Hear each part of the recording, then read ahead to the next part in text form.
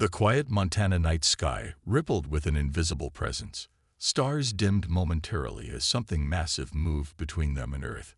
No human eye could see it, but the Viridian ship stretched nearly half a mile across, hovering less than 3,000 feet above the sleeping town of Pine Creek. Captain Verne studied the settlement through the ship's observation systems. The primitive dwellings looked fragile and temporary to his 6 eyes. How such beings had managed to split the atom remained a curiosity to Viridian scientists.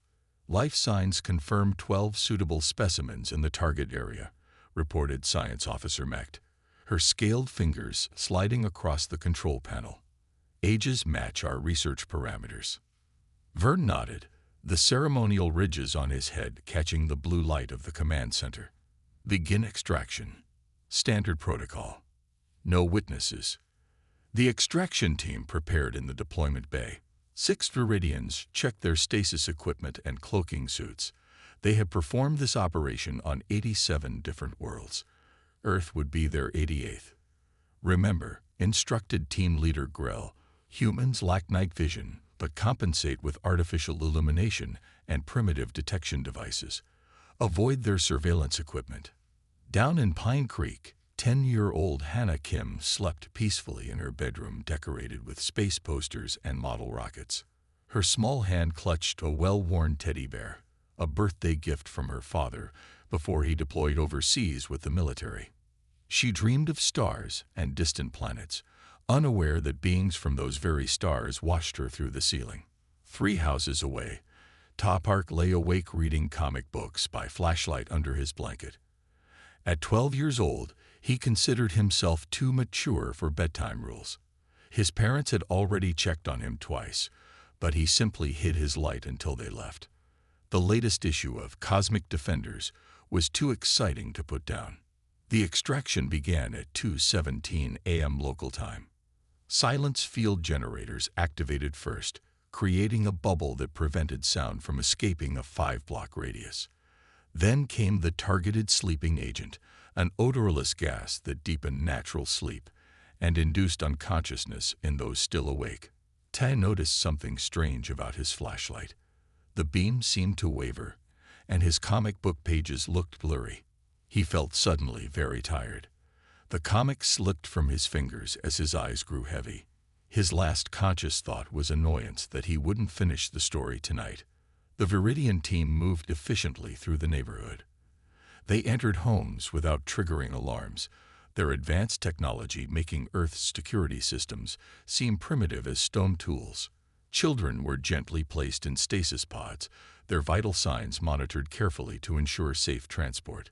When they reached Hannah's room, the extraction specialist paused briefly. The child clutched her stuffed animal so tightly that removing it might wake her despite the sleeping agent.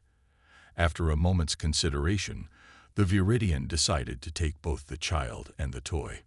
Behavioral scientists might find interest in the attachment object. Hannah stirred slightly as cool alien hands lifted her. Her eyes opened halfway, unfocused from the sleeping gas, but something in her registered the wrongness of the moment. She glimpsed a tall figure with too many eyes and tried to scream, but no sound emerged. The stasis field activated, freezing her expression of terror with her teddy bear still clutched against her chest. By 3:04 a.m., all 12 children were secured in the transport bay. Officer Grell inspected each stasis pod, confirming stable life signs. Specimens secured. Grell reported to the bridge. 6 female, 6 male. Age range is specified. In Pod 4, Taz's consciousness flickered despite the stasis field. Something about his brain chemistry resisted full sedation. His eyes opened slightly, taking in the strange metallic ceiling, and glimpses of scaled, multi-limbed figures moving around him. Though his body remained frozen, his mind recorded everything. Captain Verne received the confirmation with satisfaction. Prepare for atmospheric departure. Standard exit trajectory. The massive ship rose silently, climbing through clouds until the curve of Earth became visible below. As they accelerated toward the outer atmosphere, a small alert appeared on the tactical display. Captain, called Tactical Officer Zrell. Primitive detection system has logged our heat signature. Their military installation in the region shows increased activity. Vern dismissed the concern with a gesture. Irrelevant.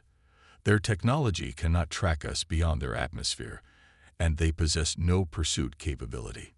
At Peterson Air Force Base in Colorado, Major Lisa Chen stared at her radar screen in disbelief. The anomaly had appeared suddenly over Montana, rising through the atmosphere at impossible speed. "Sir," she called to her commanding officer, "we have an unidentified aerial phenomenon over Pine Creek, Montana. It's like nothing I've ever seen." Colonel James Harrison leaned over her shoulder, watching the object accelerate beyond anything in the human arsenal. "Get me satellite confirmation, and notify NORAD. I want everything we have tracking that object." Within 30 minutes, the anomaly triggered alerts across global defense networks. By dawn, preliminary reports connected the object's path with a cluster of missing children reports from Pine Creek. Inside the Oval Office, the president listened grimly as intelligence officials presented their findings. 12 children between ages 6 and 12 disappeared from their homes last night, the FBI director explained. At the same time, we tracked an object of unknown origin leaving Earth's atmosphere directly above the town. The president's face hardened. "Are you telling me we just witnessed an alien abduction?" The NASA representative spoke carefully. "We can't confirm that interpretation, Mr. President, but the technology demonstrated exceeds any known human capability. The object reached lunar distance in 17 minutes. The room fell silent as the implications settled over everyone present. "What are our options?" the president finally asked. The Joint Chiefs Chairman cleared his throat. "Candidly, sir, we have no current capability to pursue. Whatever took those children is beyond our reach." The president stood, walking to the window overlooking the White House lawn. "Not acceptable. I want every resource we have redirected to developing space capability. I want international cooperation. I want private sector innovation." He turned back to face the room. "I don't care if it takes a decade. We're going after them." Meanwhile, 16 light-years from Earth, the Viridian ship approached the massive education station that orbited their homeworld. Inside Stasis Pod 7, Hannah's frozen tears still glistened on her cheeks, her teddy bear clutched tightly in her small hands. In Pod 4, Tay's mind remained partly conscious, recording, remembering, planning. The Viridians believed they had collected just another set of primitive specimens for study. They had no concept of what they had done. They had taken children from a species that would tear apart the stars themselves to get them back. The education module gleamed under artificial sunlight. Its dome ceiling displayed a perfect replica of the Viridian home sky, with 3 moons and a red-orange sun. For the newly awakened human children, it was their first clue they were no longer on Earth. Hannah Kim sat rigidly on her assigned sleep platform. 5 days had passed since the Viridians had removed her from the stasis pod. Her mind still struggled to process everything around her. Strange beings with scaled skin moved about the facility. Even stranger creatures, children from worlds she never knew existed, occupied the other learning chambers. "You will adapt," the translator device had told her. "All specimens do." Across the central atrium, Todd watched as a Viridian education specialist demonstrated mathematical principles to a group of insectoid younglings. Unlike the other human children who had spent weeks crying for their parents, Ta had remained unusually composed. He remembered everything from the night of their abduction, the ship, the aliens, the stars rushing past viewing screens. He had decided immediately to learn everything possible about their captors. "Hannah," he whispered when the observation drones drifted away. "Meet me at meal distribution when the sleep cycle begins." The Viridians had separated the human children into different learning groups. They believed this would accelerate integration with other species and prevent the formation of cultural bonds that might slow assimilation. They had never encountered humans before.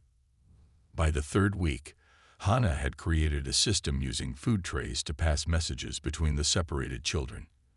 By the 2nd month, All 12 humans knew each other's locations and schedules. By the 6th month, they had established secret meeting points throughout the facility. "They don't understand us," 8-year-old Jin explained during one midnight gathering. "I pretend to learn slowly in my biology classes, but I already know everything they've taught." 10-year-old Minji nodded. "They think we're still crying over our families. I am, but that doesn't mean I can't focus." Hannah looked at each of the children. "We need to learn everything about this place, where we are in space, how their technology works, their weaknesses." "Why?" asked 7-year-old Suk. "Because we're going home," Ta said with absolute certainty. "And Earth will be looking for us." The Viridian Education Station orbited a gas giant in a system 16 light-years from Earth. It housed nearly 300 young beings from 23 different species. The facility had operated for over 2,000 years, collecting, studying, and molding young minds from developing worlds. Chief Scientist Vril had personally supervised 47 collection cycles. The humans were his first from Earth, a planet the Viridian Exploration Corps had only recently deemed suitable for specimen collection. "Remarkable adaptation curve," Vril noted, reviewing 5-year progress data on his primary display. Subject Hannah demonstrates linguistic acquisition 37% above median projections. Subject Ta has advanced to mathematical concepts typically reserved for third-cycle students. Junior Scientist-elect indicated another data set. Their physical development remains unremarkable. Lower strength than Varkian specimens, slower reflexes than nimble ones, reduced sensory capacity compared to shade dwellers. Yet they consistently outperform in group problem-solving scenarios. Vril countered. "Observe." The display showed a recent group exercise. Young beings from 6 species attempted to solve a complex water redistribution puzzle. The solution required cooperation between at least 4 participants. While other species younglings competed individually, 12-year-old Hannah quickly organized the group, assigning tasks based on each being's strengths. "Their social cohesion exceeds any species we've studied," Vril continued. "Despite our separation protocols, they maintain a unified identity." Lect studied the data with growing concern. "They speak often of rescue. In their private conversations, they reference Earth coming for them. Primitive sentimentality." Vril dismissed. "Most developing species maintain familial attachment fantasies during early adaptation. It will fade." "This doesn't appear to be fading," Lect insisted. "They've maintained this belief consistently for 5 years. It influences their behavior patterns." Vril's secondary eyes narrowed in contemplation. "Increase socialization with non-Earth specimens. Accelerate cultural replacement therapy. Focus on the natural superiority of Viridian social structures." But the humans proved resilient to cultural replacement. While they eagerly absorbed Viridian science, mathematics, and technology, they clung stubbornly to Earth concepts like family, friendship, and independence. 5 years after their abduction, the human children had formed a tightly bonded unit within the education station. Hannah, now 12, had emerged as their natural leader, with 15-year-old Ta serving as her trusted advisor. "They're increasing the propaganda again," Hannah told the gathered humans during a rare moment without surveillance. 3 more hours of Viridian civilization, superiority lectures each week. "I've mapped another section of the station," reported 11-year-old Jun, unfolding a crude but accurate drawing. "There's a communication center 2 levels below the xenobiology labs." Tai studied the map.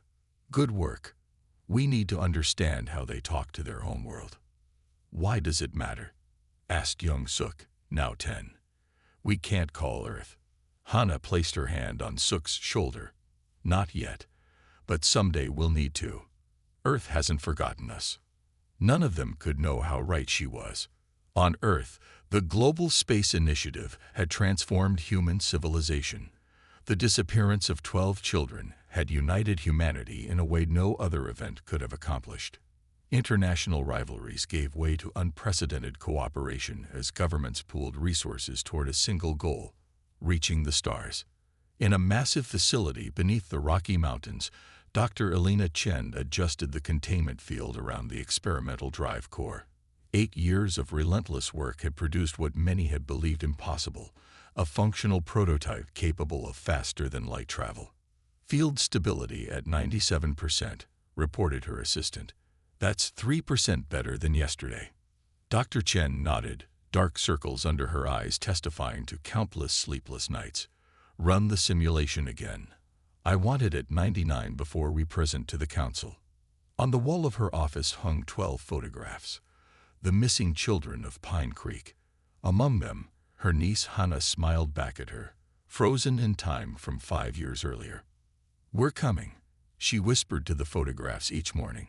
Whatever it takes. The next day, at the Global Space Council headquarters in Geneva, military and scientific leaders gathered to review progress. Admiral James Harrison, now heading the Interstellar Response Division, addressed the assembled leaders. The prototype exceeds our most optimistic projections. Dr. Chen believes we can begin construction of a functioning vessel within 18 months. The Chinese representative leaned forward. Will one ship be sufficient? No, the admiral replied firmly. That's why we're recommending immediate construction of 5 vessels, with capacity for both rescue operations and defensive capabilities. The UN Secretary-General studied the proposals. The cost is enormous. The room fell silent until the representative from India spoke. What is the cost of abandoning our children? What message do we send to the stars if we do not protect our own? One by one, the leaders nodded their agreement. In the education station, Hannah sat quietly during evening meditation, her eyes closed as instructed by the Viridian supervisors. But her mind wasn't empty as they believed. She was planning, organizing, preparing her fellow humans for whatever might come. She couldn't know that Earth was coming for them, but she believed it with absolute certainty. And that belief, shared by 12 human children amid a station of aliens, had become something the Viridians couldn't comprehend and couldn't control. Hope backed by determination. Chief Scientist Frill, reviewing behavior logs that evening, felt a rare sensation of unease. Something about these humans was different. He just couldn't identify what made them so dangerous. The maintenance shaft ran between the primary learning chambers and the Viridian research facilities. Dark, narrow, and filled with humming conduits, it served as the perfect meeting place. The station's designers never imagined their subjects would discover these passages, much less use them as gathering spots. 15-year-old Hannah crouched in the dim blue emergency lighting, facing Jin, a young Draxian whose scaled skin shimmered slightly in the darkness. 8 years old when taken from his homeworld, Jin had spent 3 cycles in the education station. His vertical pupils widened as Hannah spoke. The Viridians lie to us, Hannah said quietly. We aren't here for education. We're here because they study how to control us. Jin's forked tongue flicked nervously. How can you be certain? They provide knowledge, shelter, training, and track everything we do, Hannah interrupted. Have you noticed the implants they put in the older students, the ones who graduate to advanced studies? Jin's head frills flattened against his skull, a Draxian expression of concern. The neural enhancers, they say those help with specialized learning. Hannah shook her head. Ta found something. Meet us tonight in Section 7, Maintenance Tunnel B. Bring Chris and Zillow if you trust them completely. As Jin slipped away toward the reptilian dormitories, Hannah checked her makeshift timepiece, a modified learning tablet that displayed station cycles. She had 15 minutes to reach her assigned class before the Viridian monitors would note her absence. 8 years had transformed the human children. No longer frightened captives, they had become resourceful, determined teenagers who understood their environment better than their captors realized. Tai, now 17, had grown tall and lean. His quiet demeanor hid a brilliant mind that had mastered Viridian technology systems through careful observation and secret practice. That evening, as the station's light cycle dimmed to simulate night, 20 young beings from 6 different species gathered in a maintenance junction far from monitoring sensors. Humans made up the largest group, but 3 Draxians, including Jin, 2 avian evulans with their bright plumage, carefully darkened with maintenance grease, 4 tentacled Myric water dwellers, and even a young Brachian, whose crystalline body structure made hiding difficult, had answered the call. Ta stood before them, holding a stolen data tablet. "Thank you for coming. What I'm about to show you puts all of us at risk, but keeping it secret is more dangerous." He activated the device, projecting stored information onto the curved metal wall. Complex Viridian script scrolled across the surface, alongside diagrams of neural pathways from various species. "I accessed their restricted archives," Tai explained. "The education station isn't what they claim. For over 2,000 years, they've been taking children, modifying them, and returning them to their societies as agents of Viridian influence." Gasps and the equivalent sounds of shock rippled through the gathered aliens. Moro, a golden-feathered Evilan, rustled his wings in agitation. "How? Why would our people accept strangers back into their societies?" Hana pointed to a section of the display. "They don't return as strangers. The Viridians alter memories, both of the taken children and those left behind. The returned graduates believe they never left, and their communities believe the same." Jin's forked tongue flicked rapidly. "That's impossible. My clutchmates would know." "Would they?" Tai asked gently. "The Viridians have mastered targeted memory manipulation. Look at these neural implant schematics." The display shifted to show detailed diagrams of microscopic devices. "These are designed specifically for each species' brain structure," Ta continued. "Once implanted, they allow the Viridians to influence behavior, suppress memories, even trigger actions when needed." Chris, a female Draxian with vibrant red scales, hissed softly. "You're suggesting our worlds are already infiltrated, that previous graduates are controlling our societies." "Not controlling," Hana clarified. "Influencing. Nudging decisions that benefit the Viridians, preventing technological advancements that might threaten them, keeping developing worlds from reaching true independence." The maintenance tunnel fell silent as each young being processed this revelation. For many, it confirmed suspicions they'd harbored but couldn't articulate. For others, it shattered the last remnants of trust in their captors. "What can we do?" asked Zilo, the Brachian youth whose crystalline body refracted the projection light.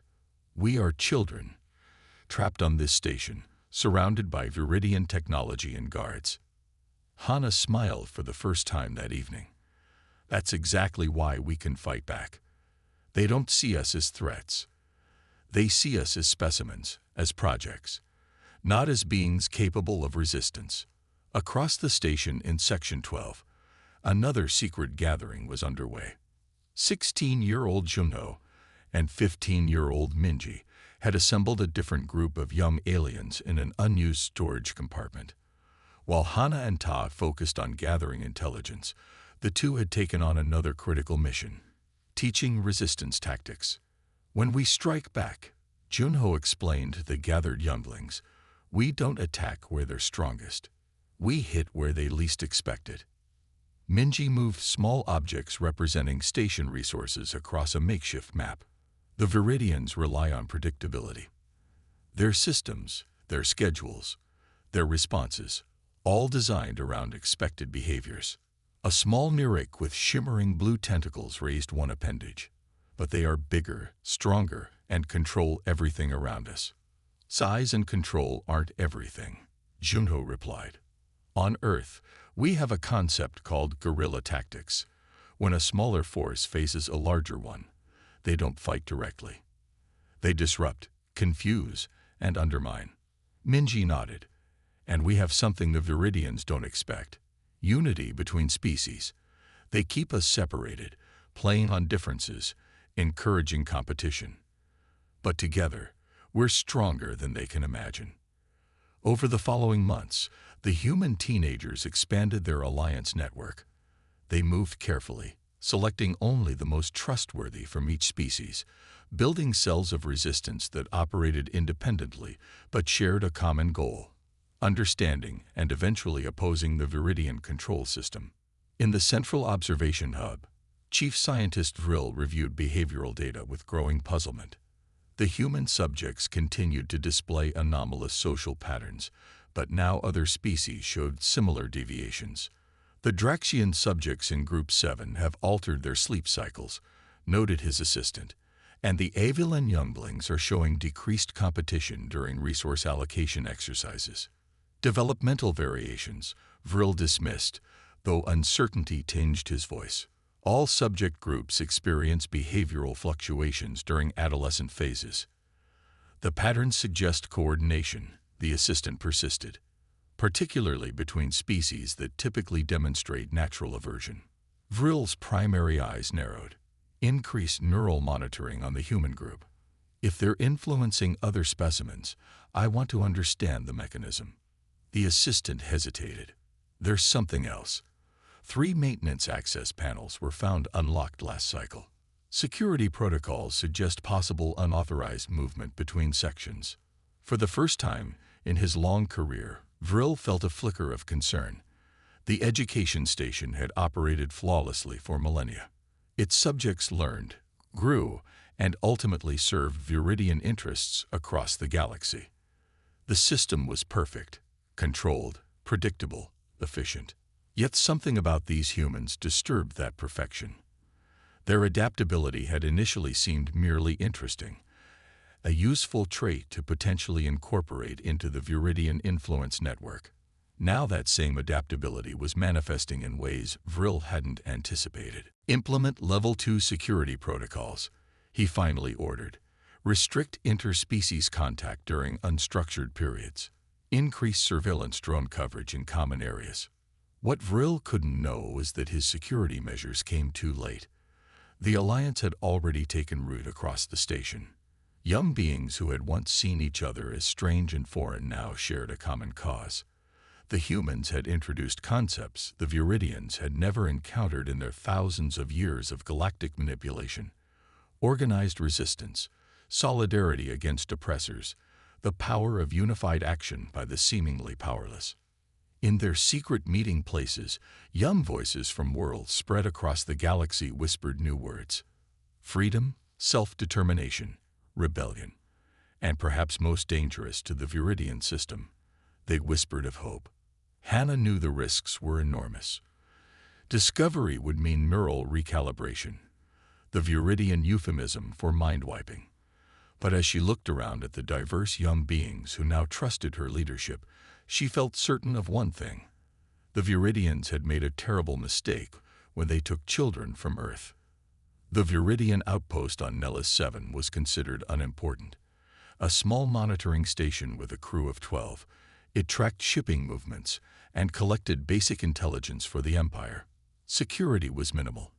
The Viridians had never faced a serious threat in this sector. In the darkness before local dawn, 20 shadows moved silently toward the facility. Leading them was Hannah Kim, no longer the frightened 7-year-old taken from Earth, but a determined 20-year-old woman. Years in the education station had hardened her resolve, while teaching her everything the Viridians never intended their captives to learn. Team 1 in position, whispered Jin through the makeshift communicator.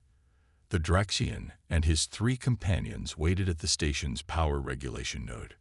Team 2 ready, reported Morrow, the Avilan's feathers now darkened for stealth. His team surrounded the small landing pad where the station's only transport shuttle rested.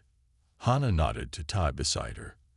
At 22, he had grown tall and lean, his eyes sharp with intelligence and determination. He held a Viridian neural disruptor, their first real weapon, stolen during their escape from the education station 8 months earlier. Begin Operation Homecoming, Hannah ordered. Inside the control room, the night shift supervisor yawned, bored by another uneventful watch. His console showed nothing unusual in the surrounding space. The nearest visitor was a trading vessel still 3 days out.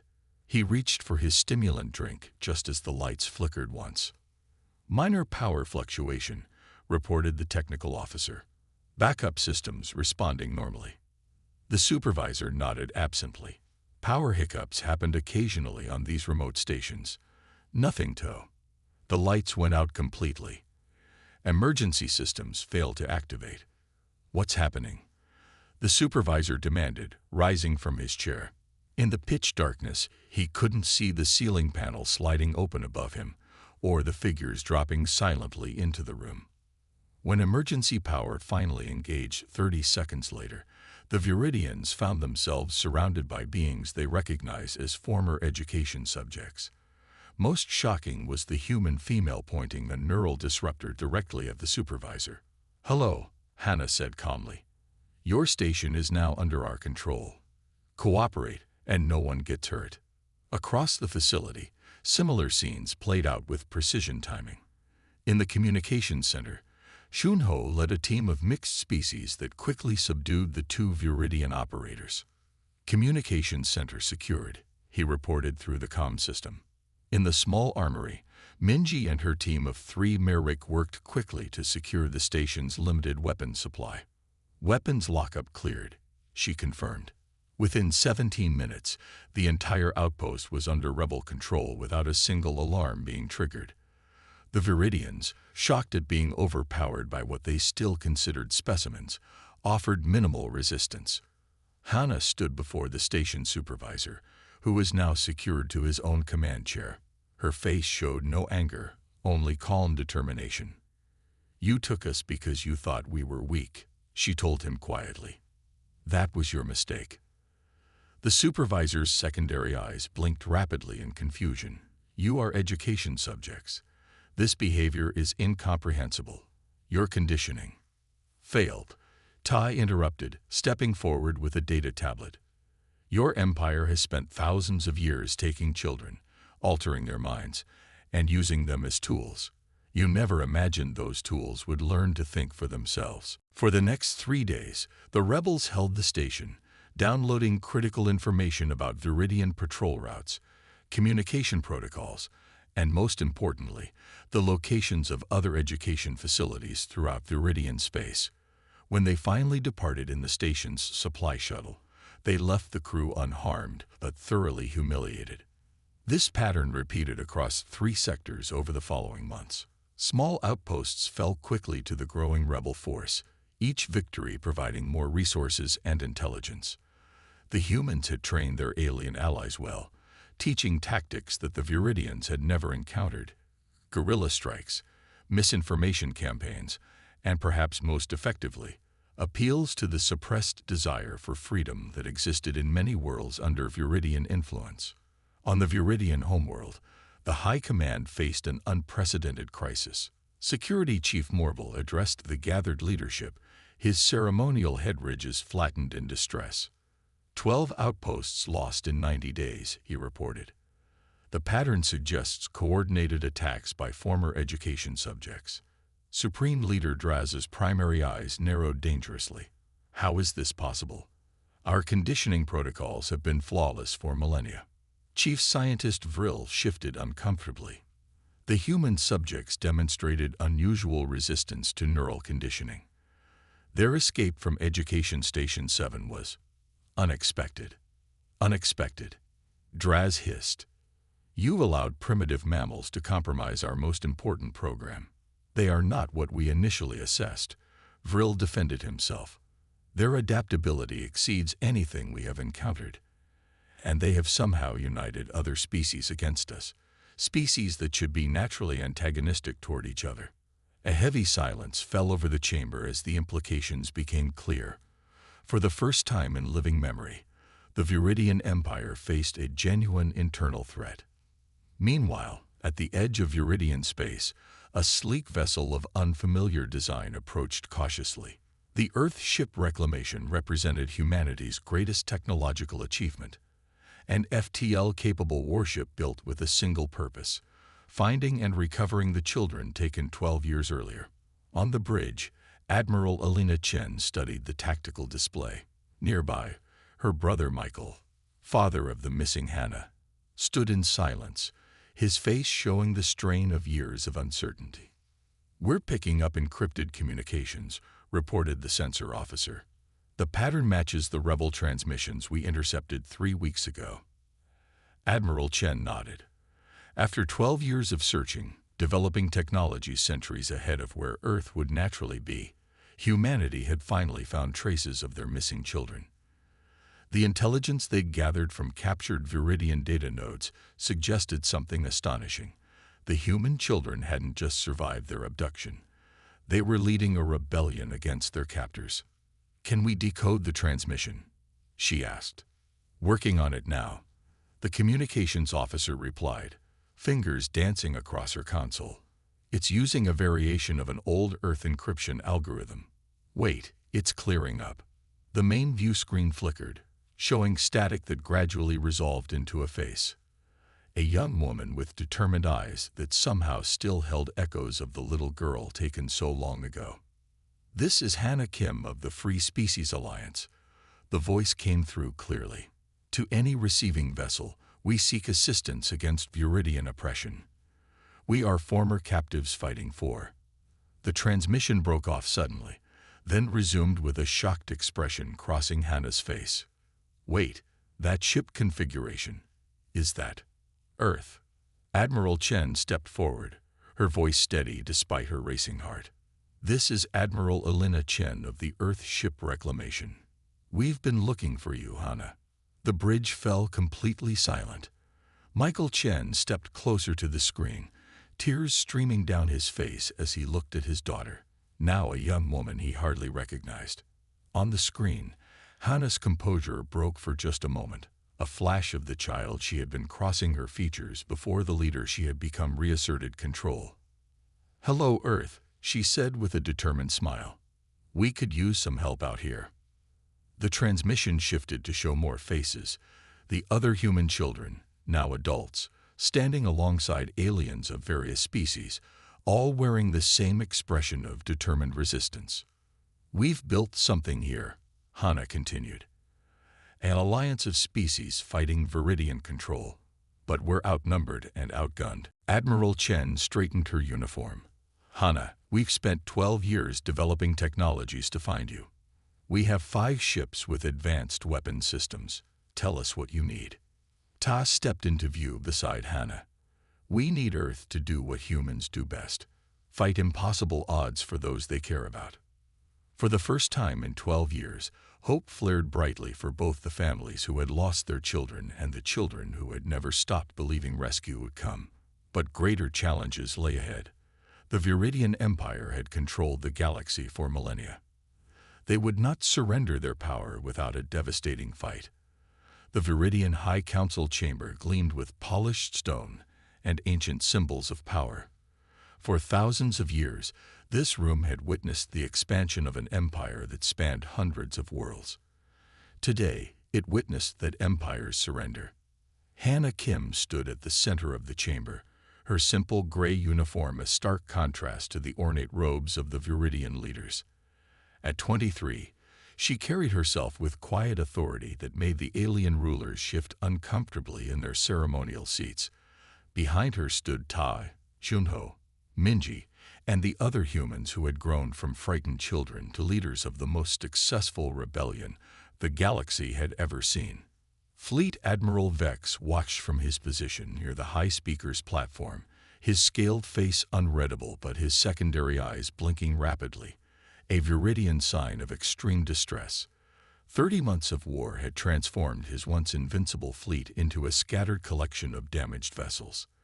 The combined forces of Earth and the Free Species Alliance had achieved what no military strategist would have thought possible. "The terms are non-negotiable," Hannah stated, her voice clear and firm in the hushed chamber. "All captive species will be returned to their homeworlds.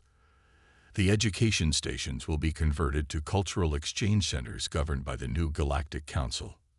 She gestured to the holographic display, showing the remains of the Viridian fleet surrounded by Earth ships and Alliance vessels from a dozen worlds. The message was clear. This was not a negotiation but a declaration. Ta stepped forward, addressing the Viridian leadership directly. "The existing Viridian government will step down, to be replaced by representatives chosen by your own people." This caused a ripple of shocked murmurs.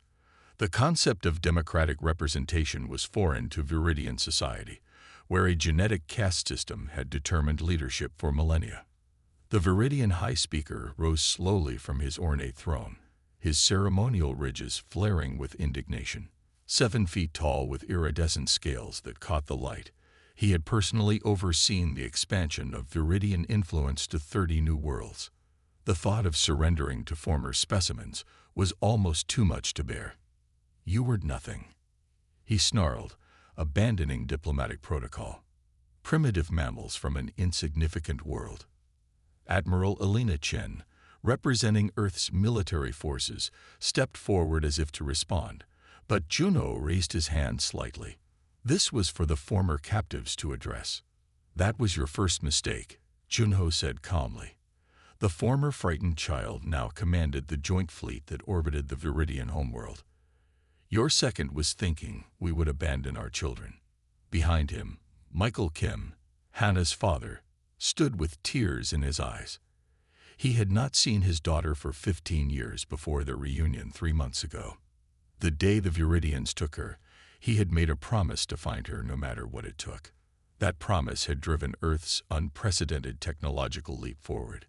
Minji stepped up next. Once the quietest of the abducted children, she had become the rebellion's chief diplomat, building alliances between species that had never before cooperated. "We offer you something your empire never understood," she said, placing a data tablet on the central pedestal. "The opportunity to be part of something larger than domination." The tablet projected the document that would become known as the Galactic Charter of Rights. Its first article glowed in the air above them. "No species shall interfere with the development of another, nor separate family units for purposes of study or control." Former Chief Scientist Thrill, now stripped of his position, watched from the shadows of the chamber. He had been the first to recognize the danger the human children posed.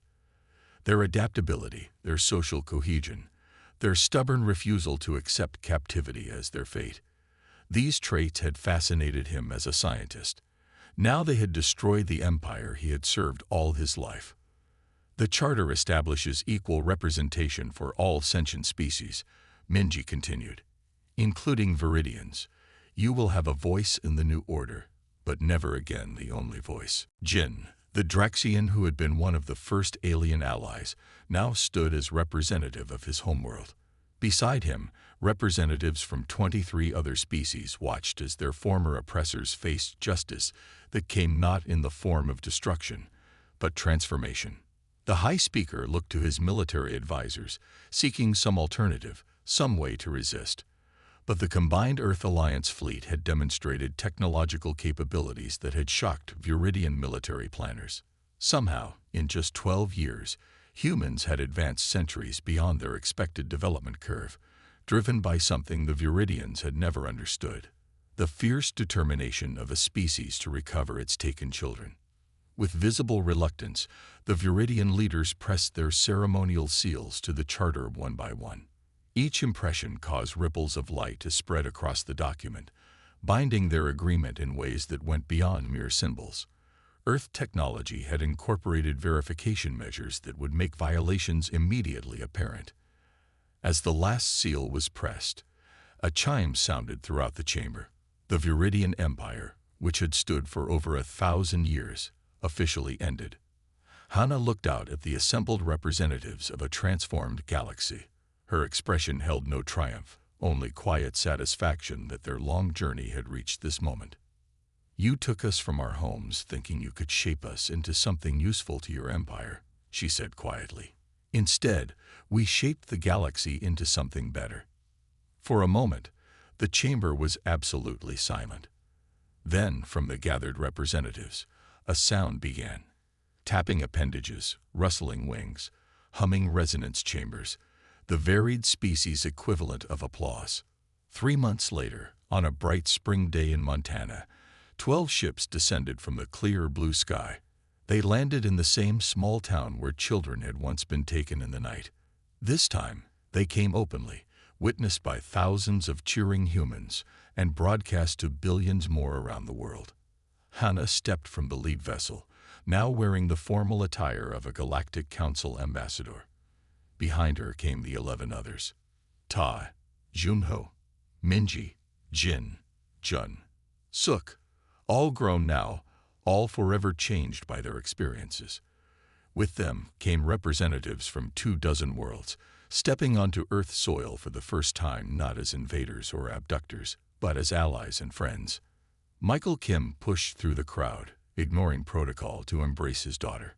For a moment, the distinguished ambassador disappeared, and she was simply a child returned home. "I told you we'd find you," he whispered. "I never doubted it," she replied. President Williams stepped forward to formally welcome Earth's children home and to greet the first official delegation from the Galactic Council. Cameras captured the historic moment as humans officially joined a community of worlds. That evening, as celebration continued across the planet, the 12 former captives gathered privately on a hillside overlooking their hometown. They sat in comfortable silence, looking up at the stars that had once seemed so distant and were now familiar roads. "Did you ever imagine this?" Jun asked, gesturing to the alien ships visible in the valley below. "Not at first," Hannah admitted. "In the beginning, I just wanted to come home." "And now home is bigger," Ta said, smiling. As night deepened, they pointed out worlds they had visited, shared stories of their adventures, and remembered their journey from frightened children to the architects of peace. They had returned to Earth not as the victims of an abduction, but as the ambassadors of a new age. The Viridians had believed they were collecting specimens to study and control. Instead, they had catalyzed the greatest transformation the galaxy had ever known, all because they made one critical error. They took human children, not understanding that humans would tear apart the stars themselves to bring them home. The end.